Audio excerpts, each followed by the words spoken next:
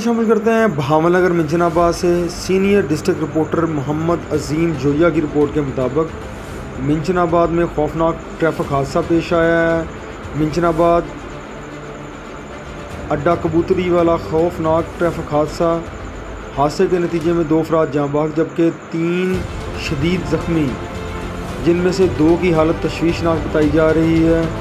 हादसे की इत्तला मिलते ही रेस्क्यू और पुलिस मौका पर पहुंच गई है। ज़ख्मियों को अस्पताल मुंतकिल किया जा रहा है।